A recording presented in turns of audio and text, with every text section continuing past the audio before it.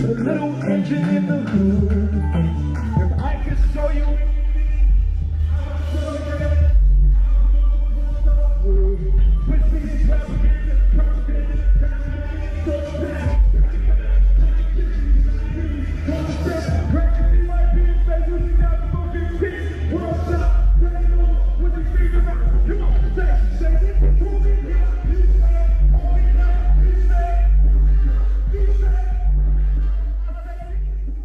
Sir, you have had, man, one heck of a year. Yeah. It's been good. Yeah, it's been great. Talk about, again, history made at the Grammys, but the Tennessee State folks were hyped. Yeah. Everybody who participated in the whole deal, but because it was just a totally unique project. Yeah, yeah. I was introduced to TSU through Larry Jenkins, Professor Larry Jenkins, and he kind of just took me around and let me hear the music. I was actually looking for the sound. I went on this sound run because I kind of like chase sound. So I was looking for the Joshua and the Walls of Jericho, and I found that in the marching band because they were marching around the Walls of Jericho and playing the horns. So to me, that's a marching band. So I went to HBCU to try to find that sound, and I found a sound, and it was at TSU. And you visited other HBCUs? Yeah. Before that, I went to Howard. I went to, Alabama A&M, like a bunch of schools. But you knew in your head the exact sound you were looking to hear. Yeah, and Professor has a really unique sound when it comes down to arranging. So it was really like, let me find the real sound of HBCUs. Right. And they really brought it to the table, and I was able to record, and Dallas Austin kind of taught me how to record marching bands because he did drum lines. Right. So I took that information, went there, slept there, everything, in the band room, right? Wow, really? Yeah. How long were you there? Almost a year. Yeah, almost a year. Yeah. In the band room, just recording, showing up, recording, and then we came across. It was like you were in college for that year. Yeah, right. Because I'd never been in college as well. But I knew I could help solve something for the music department. They gave me an honorary doctorate for it. And from there, we got the Grammy, and now we're headed toward the next Grammy by bringing 10 HBCUs and creating an HBCU symphony that will actually hire students. Actually, one of the TSU students is outside right now. He plays trumpet. He's now on tour with me. I heard him playing out there. Yeah, he's on tour now. So straight from school to being a hired musician, and I want to do that for as many musicians as possible, and then we can score films. So HBCU Symphony is a new organization that I'm starting. So I'm learning how to do 501c3s and unionizing symphonies and endowments and all of that sort of stuff to turn it into a full symphony that can do black films like Tyler Perry or Will Smith or all Now was that born out of this experience, or did you already have that vision before you even started this? I didn't. When I did TSU, I felt so bad because they were online and everybody was like, oh man, we didn't win a Grammy. Like, oh, my school didn't get that. Or, I wish he had to come to my school. And I know how important it is for musicians to not put their instruments down after school. Right. You usually have to put your instrument down after marching band and then go and find a real job. Right. Well, in this case, we'll be able to hire them like we're doing with Kurt right now. So, yeah.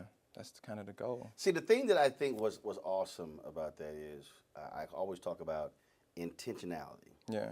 Meaning you start off with, this is what I want to do. Yeah. So when you said I'm looking for a sound, you could have went from a sound standpoint. You could have went to any number of PWIs. Yeah. Or whatever. But you were like, no. There's a certain thing I'm looking for, and so you were intentional in saying, no, I want an HBCU sound. Yeah. And then even within that one, I want a certain sound within the HBCU sound. Yeah.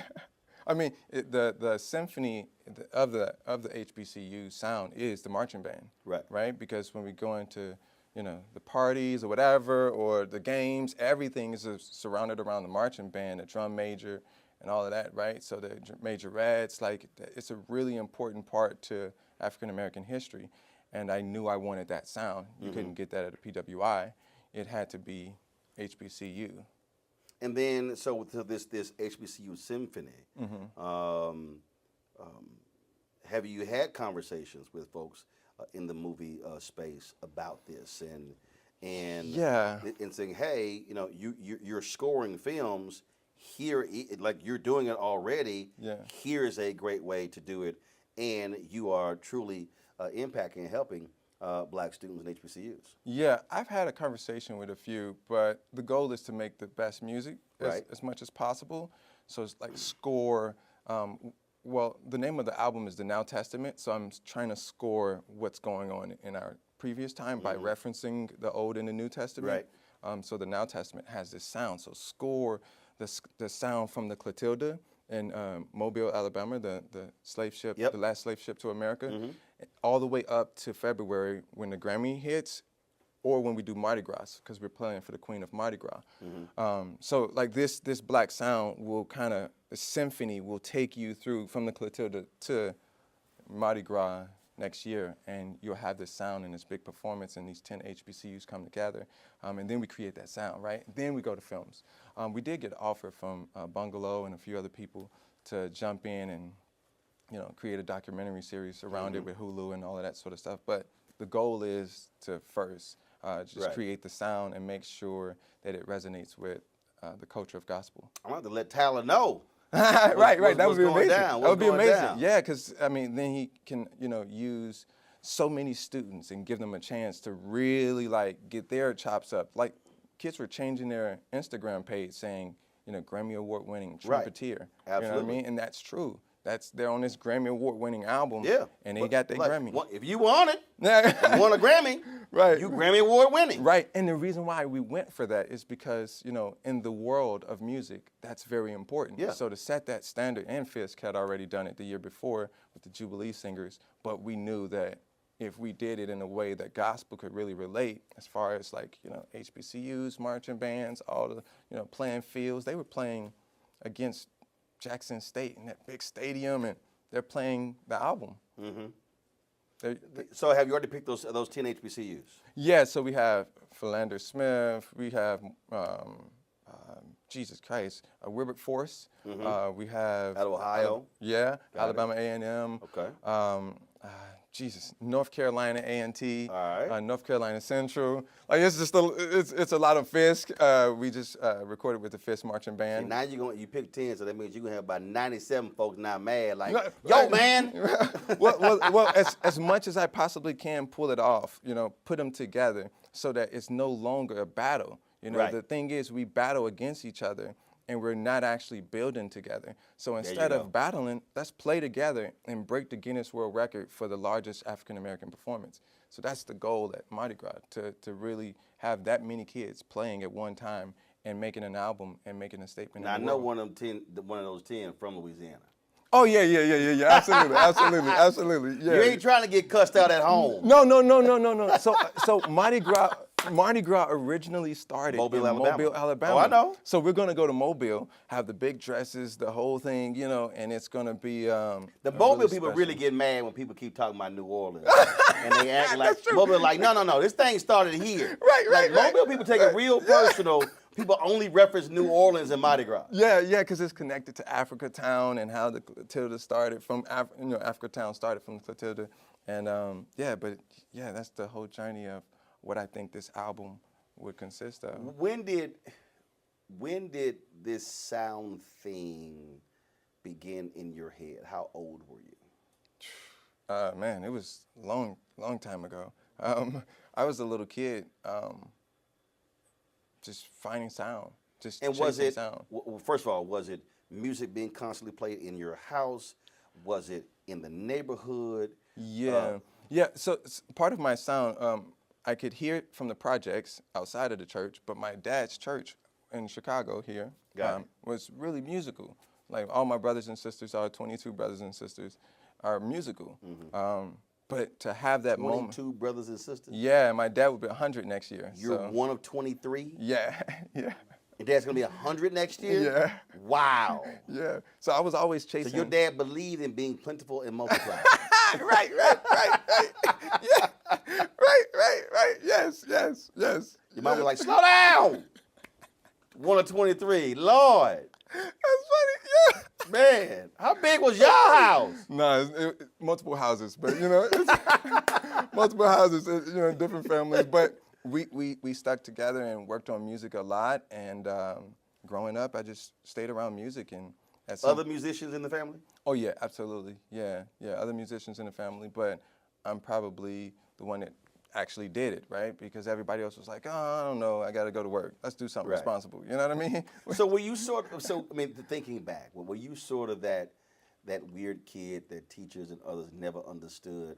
Because when you talk, I had this conversation with Jimmy Jam and Terry Lewis. Oh yeah. And they were telling me, they were saying that like when they listen to music, it was interesting talking to them because Prince said the same thing, that when they listen to music, it's hard for them to listen to music because they're sort of rearranging the music in their head. Yeah, So yeah, when for we sure. listen to it, just I'm listening to the music. Yeah. Where they're hearing something totally different than what we are. Yeah. Were you like that growing up? Yeah. And then when did you go, okay, I'm not quite like everybody else. I'm hearing, and did you ever say, y'all not hearing this?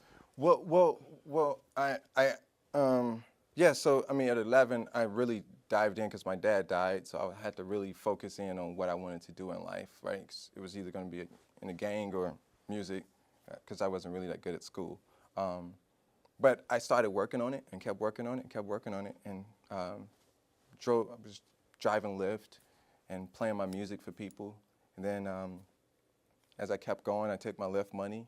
I was homeless at the time, so driving Lyft, homeless, playing my music for people, and they would go like, oh, I kind of like this, I kind of like that. So they start kind of tweaking my sound for me. And then from there, I signed a deal with Atlantic and then opened up for Beyonce and then met Jay and then just kept going. And it just blew up. Tony Bennett, yeah, Chance the Rapper. Just kept working with a bunch of people, Jay Ivy, like a lot of people. And yeah, so now it's just the sound of everything. But I actually don't listen to music.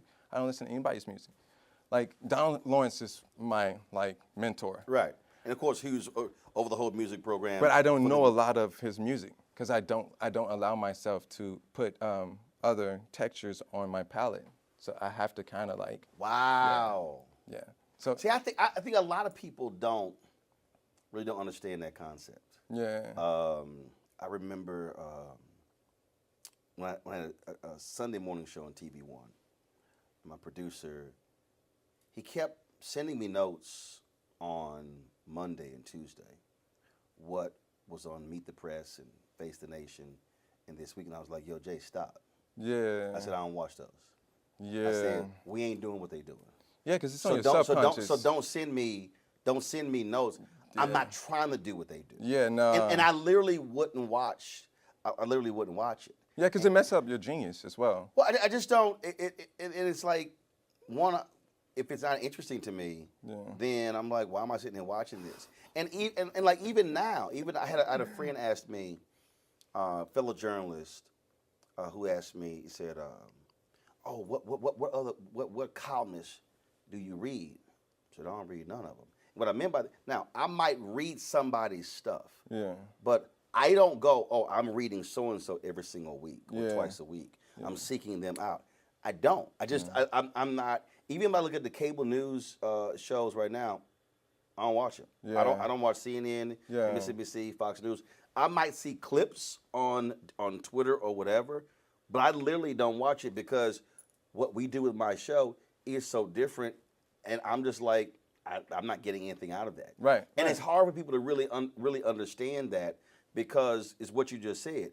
You will subconsciously pick up on what somebody says. The next thing you know, you're parroting what they say and do, and not just sort of flowing in your own gifting than how you want to see the world. Yeah, exactly. So that's part of it. And the reason why is because I was digital marketing and music at Leo Burnett. And Leo Burnett is an agency. Yep. And a Chicago institution. Yes. So I understand the psychology behind sound and audible branding, right? So how it sits in your subconscious and kind of forms your thoughts for you through culture. So I prefer not listen to music so that I can focus on finding something that's ancient, like a marching band playing a gospel album. You know what I mean? That's kind of going back to your roots in a way, and the opposite of where everybody else is. Do you? So I'm curious by that because remember I was in St. Kitts. It was we were heading for this boat ride, and I heard this song, and I had to immediately go Shazam it, and I couldn't Shazam it. I couldn't bring it up. I couldn't bring it up, and so then I recorded it so I could Shazam it later. Yeah. And first of all, the reason I love Shazam is because when Shazam came up with when it was created, you could, because I might hear a song and I might sit here and I'm like listening. So then I would remember like 4 or 5 lyrics. Yeah. And then I would go to Google and Yeah. then type in those words and then try to figure out what the song was. Right. I just love music like that because Yeah. I played cornet in elementary school, bass baritone Nice. horn in middle school and high school, and so so you hear something you're like, Wow. Yeah. you hear something you're like, okay, who's that? And then and so then like I might walk over and I'll be somewhere and I'm like Shazamming something. Like, Yeah. what you doing? I'm like, I'm trying to figure out what the song this is. Yeah. So for you, how do you walk through this world when you're in airports and when you're just anywhere? Do you hear something and you go, interesting, and then does your brain start sort of processing that and going, okay, that could be, and then next thing you know, just that sound just takes you on a journey somewhere. Yeah. But most of the time I try to ignore places that play music. No, I don't even mean music. Oh, I'm just saying sound, if you're sound. somewhere and you might hear a sound, Yeah. and then I've how heard, your brain works, you hear a sound differently than other people's. Sort of like when Ray Charles, when he heard sounds as a kid when he was blind, he heard differently because he couldn't see. Yeah. No. So I definitely. so do you hear differently and then go, okay, I can do something with that, and then next thing you know, your brain is just going somewhere with it. I can take sounds. I can hear sounds. I can replace music. I can take vocals out of my head. I can hear sounds as in somebody or actually I was talking to a I friend. mean, like all this sound I'm hearing behind me right now, trying to figure out why this is happening in the middle of this interview. Yeah. Or like when he had the Velcro pants right there and made that noise, and I'm like, really? In the middle of this interview? Yeah, I heard that too. Yeah. That's funny, dude. Oh my God. Because see, you heard it too. Yeah, I heard it. I definitely heard it. I heard it. But I can hear sound. I was in the shower. I take about 3 or 4 showers a day, right? If I can, because I'm just thinking. You like Dwayne The Rock. He does the same thing. Oh, that's crazy. I didn't They know like that. 3 or 4 a day. Yeah. But I can actually hear the key of the water dropping off me. Yeah, for sure. Or like there was You could hear, wait a minute, hold up. You could hear the water dropping off. Yeah, I can hear what key was in. Yeah, or like a friend had a faucet that was a little on and I can hear the whistle. I'm like, yo, that key is, Or I can listen to 432 and tell the difference between 440 and 432 hertz so I can feel it. Like I'm in the studio most of the time. So I can feel sound. Yo, that's crazy. Yeah, it's pretty insane. No, It drives me insane a little bit. No, that's what I was about to say. Bootsy's the same way though. Bootsy Collins, he's the same way. Like, yeah, like there's people that get stuck into finding sound and creating sound that they might go perform, but they really feel like prostitutes when they perform. It's more so they like to create things. Right. Like Prince. Like he can perform, but Right. he wasn't trying to be like Michael. He was more so in the studio making albums and albums and albums and albums that we still have yet to touch. Because he was in search of something. Yeah. He was like I was totally like when he left Warner Brothers, and then he left them when he left the 700 songs. Wow. And his whole deal was none of those songs were good enough for release.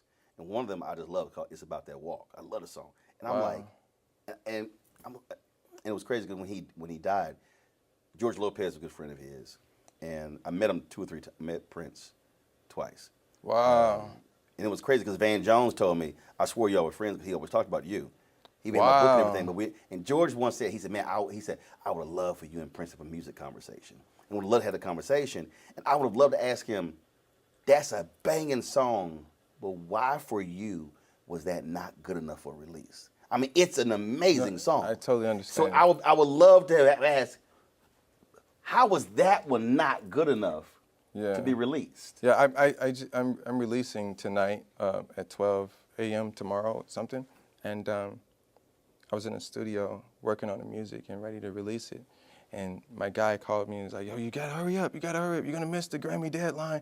And then you did all of this, no, you gotta hurry up. And it's not finished, but I had to upload it in order to meet the deadline. Right. I was full body on the floor crying for hours. Because for you, It wasn't perfect. it wasn't, wow. Yeah, so I feel that, yeah.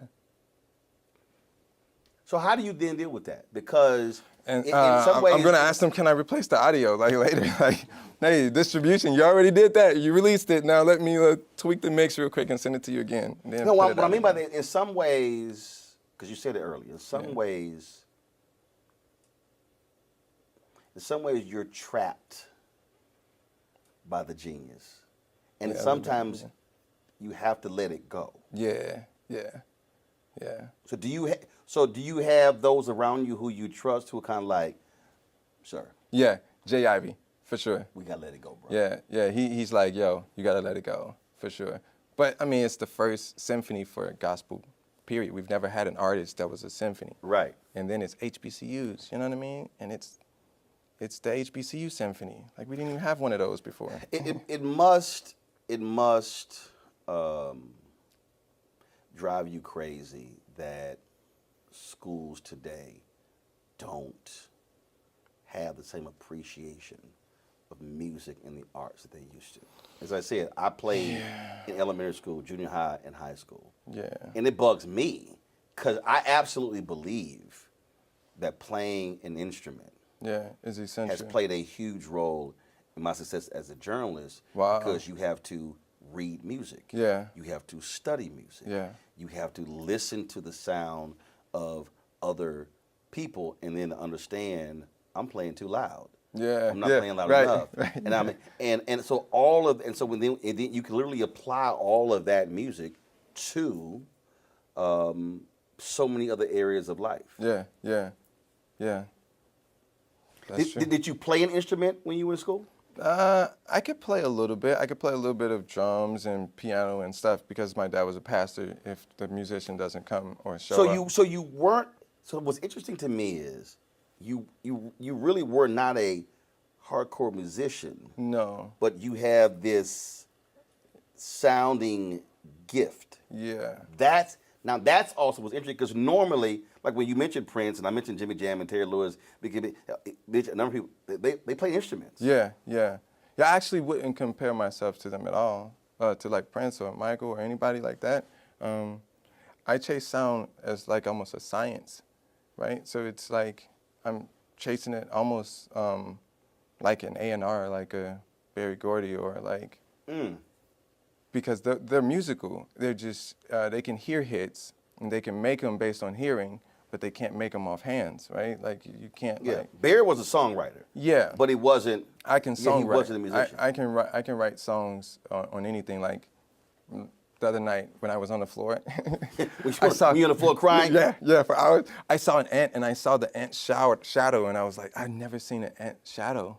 It was so beautiful, and I was like, I can write a song about that. That's gonna be so dope.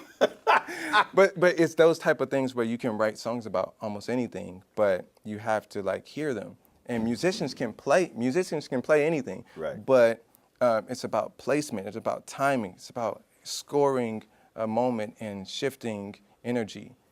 So yeah. So do the people around you, do they have to understand when something happens? You like, y'all chill out. That's just sir. Because some people kind of be like, what, like have you had where your mind sort of drifts off? You could be with a group, you could be going somewhere or whatever, and you're just sort of like something just takes your mind away. Sometimes it's kind of like, y'all just chill. Don't worry about it. That's just him doing what he does. Yeah, most people encourage me because it's an exploration, you know. Good. So if I hear a sound and I go, just let me go. Like my journey in life is my journey in life, and I'm meant to experience life a different way than everybody else is. Absolutely. So, last question for you. So, Bree Babineau, who's on this tour, You already said you don't listen to music, so Yes, maybe you. So here's the deal. So I threw out Debris. We were just talking, and then I threw out the Commodore song Zoom, and she was like, "Who's that?" Then she thought Lionel Richie was Lil Richard. So she had no idea what Zoom was. And I was like, "Girl," I said, "Black folk." When I said he can't perform no concert, and he don't play Zoom. Right. Then I mentioned Jeffrey Osborne and LTD, and she swore Jeffrey Osborne wasn't even black. So, do you know who Lionel Richie and the Commodores are? I know Lionel Richie because of Jay Ivey.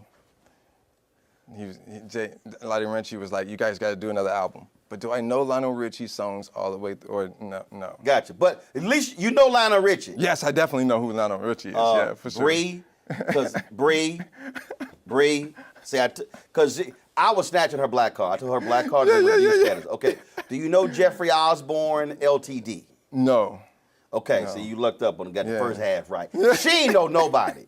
She said he ain't black with last name Osborne. I was like, oh my God. Only one of the greatest singers, unbelievable brother, drummer for LTD, became lead singer. You're right. So yeah, Bree was struggling. She was struggling. Then she challenged me to ask everybody else on the McDonald's tour. Ask everybody on the tour if they knew Lionel Richie. Both of them. And then she told me I couldn't ask Hezekiah and Anthony because they were older. But she said everybody else younger, they ain't gonna know who you talking about. Yeah. And I proved to her she was wrong. Yeah, I definitely know Lionel Richie. Yeah.